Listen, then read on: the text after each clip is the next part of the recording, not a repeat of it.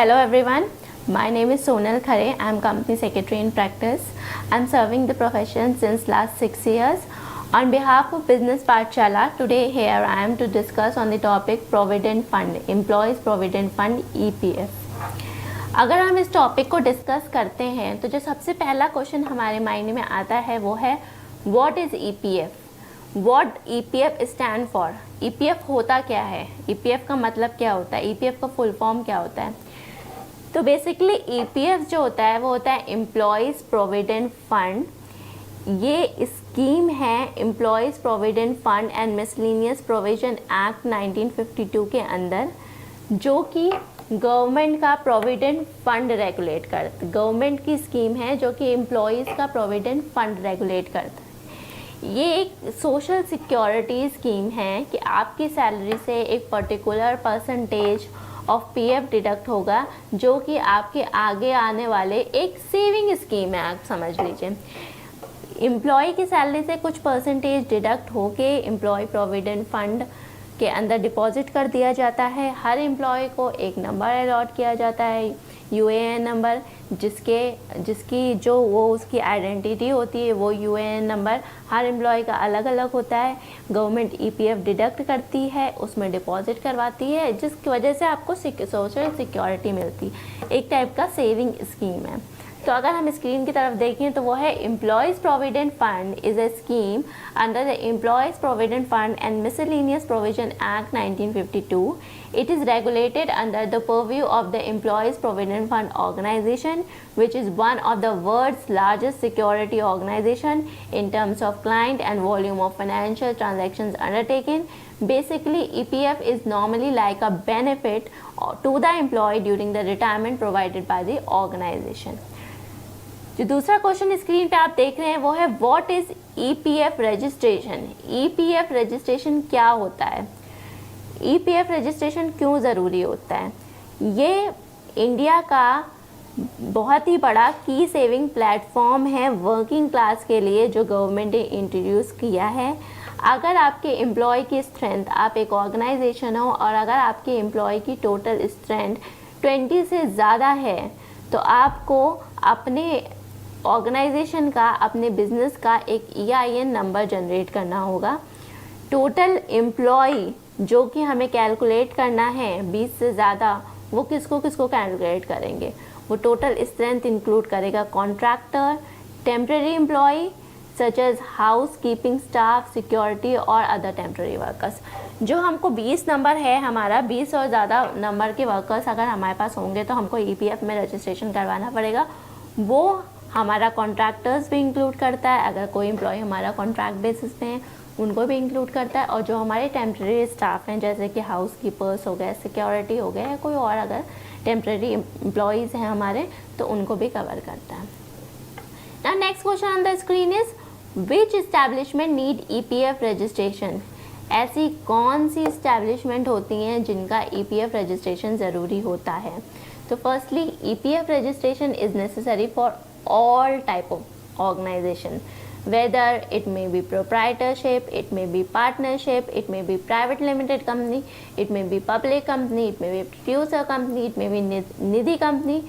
When it comes to rule and regulation of EPF, so there are some guidelines that your organization, that your company should comply.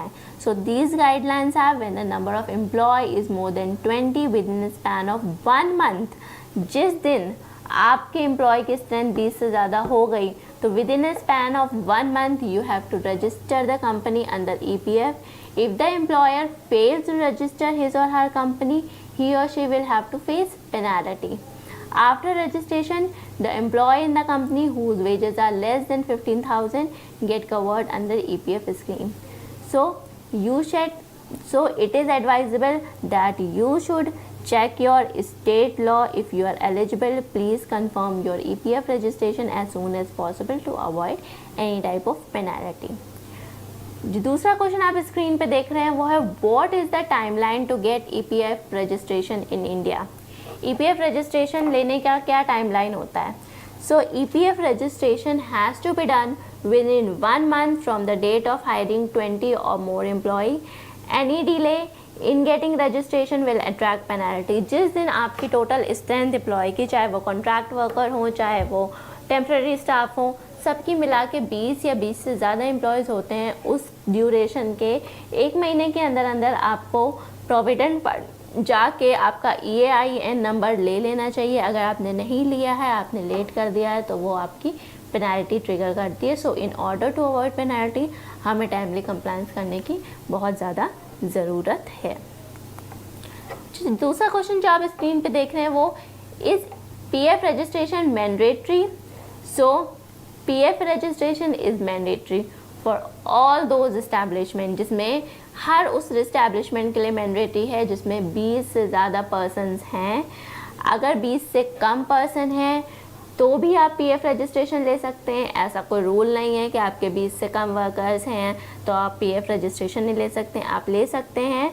लेकिन अगर आपके 20 से ज़्यादा workers हैं तो आपको तुरंत रजिस्ट्रेशन लेना चाहिए। अगर आपके 20 से कम वर्कर्स हैं और आपने रजिस्ट्रेशन नहीं ले रखा है तो भी कोई प्रॉब्लम नहीं है। जिस दिन आपके 20 से ज़्यादा एम्प्लॉयज़, ज़्यादा वर्कर्स होते हैं, उस दिन से 30 दिन के अंदर अंदर आपको PF का रजिस्ट्रेशन लेना पड़ता है। Next question on the screen is how long it may take to PF registration. PF registration obtain करने के लिए कितना टाइम लगता है? तो 20 से 25 दिन लगते हैं हमें PF रजिस्ट्रेशन ऑब्टेन करने में। हमने एप्लीकेशन फॉर्म सबमिट किया, उस दिन से हमें 20 से 25 दिन लगते हैं कि हमें PF रजिस्ट्रेशन नंबर मिलता है। जो दूसरा क्वेश्चन आप स्क्रीन पे देख रहे हैं वो है what if the employ does not want PF। हम ऐसा, अगर एम्प्लॉय कहता है कि नहीं हमें PF नहीं डिडक्ट करवाना है, तो पहली बात तो ये क्या ये पॉसिबल है? अगर पॉसिबल है तो हम ऐसा क्या करें कि हम एम्प्लॉय का PF नहीं डिडक्ट करें? तो फ्रेंड्स, अगर एम्प्लॉय कहता है, अगर आप PF के अंदर अपने रजिस्टर करवा के रखा है, अगर आप उस कैटेगरी में बिलोंग करते हैं, आपकी ऑर्गेनाइजेशन उस कैटेगरी में बिलोंग करती है कि आपको PF रजिस्ट्रेशन की ज़रूरत है, तो आप ऐसा क्या करें? अगर एम्प्लॉय कहता है कि हमें PF नहीं कटवाना है, हमारा आप मत डिडक्ट करिए, तो हम ऐसा क्या करें?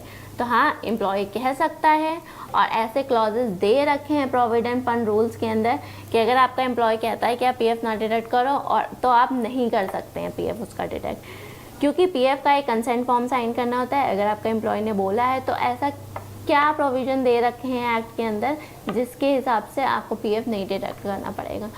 तो अगर आप स्क्रीन पे देखें, if a employ does not want PF registration then he can file form 11 at the time of joining of job. The employ can also submit a letter addressing the employer stating that he wish to opt out of the provident fund scheme. So provident fund scheme के अंदर opt out का भी option दे रखा है। अगर employ चाहता है कि उसका PF ना डिडक्ट हुआ जाए तो उसको, जब वो जॉब ज्वाइन करता है तो उस टाइम पे उसको फॉर्म 11 सबमिट कर देना है और उसको एक लेटर देना रहता है अपने एम्प्लॉयर को कि वो PF स्कीम के अंदर ऑप्ट आउट करना चाहते हैं।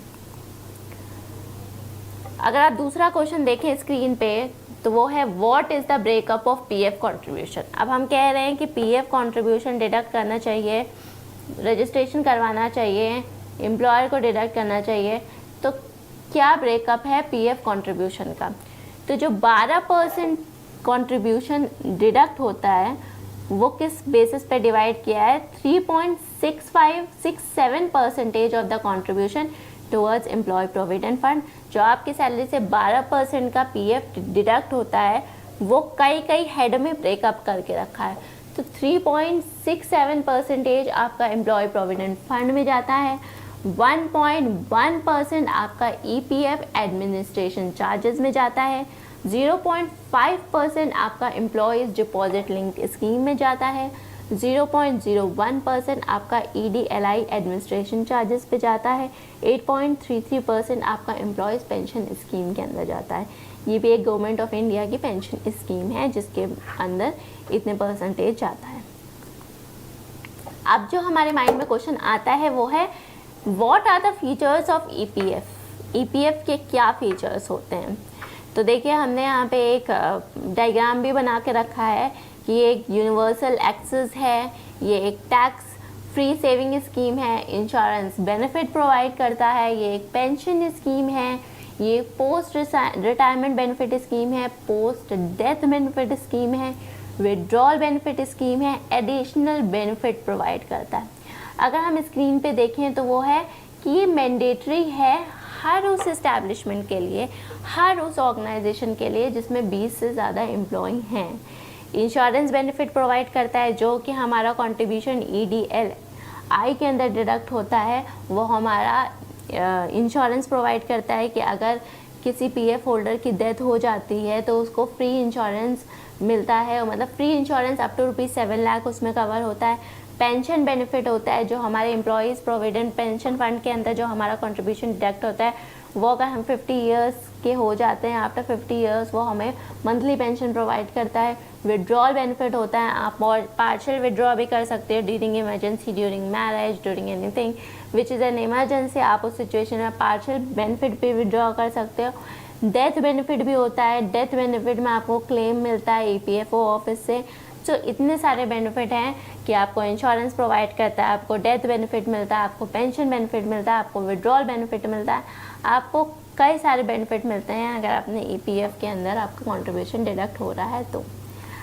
अब जो दूसरा क्वेश्चन हमारे माइंड में आता है वो है what documents do I need for EPF registration. हमें EPF रजिस्ट्रेशन करना है तो हमारे क्या क्या डॉक्यूमेंट की ज़रूरत होंगे। आपका कोई इस्टेब्लिशमेंट है, आपकी कंपनी है, आपको उसमें PF का रजिस्ट्रेशन लेना है अपनी ऑर्गेनाइजेशन के लिए, तो आपका क्या क्या डॉक्यूमेंट की ज़रूरत होगी।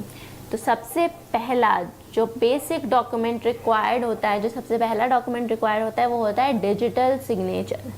जब आपके पास डिजिटल सिग्नेचर होगा, डिजिटल सिग्नेचर जो होता है वो सर्टिफाइंग अथॉरिटी इशू करती है अंडर इंफॉर्मेशन टेक्नोलॉजी एक्ट, वो आपको ऑब्टेन करना होता है। किसी भी सर्टिफाइंग अथॉरिटी को कांटेक्ट करके आप अपना डिजिटल सिग्नेचर इशू करवा सकते हैं।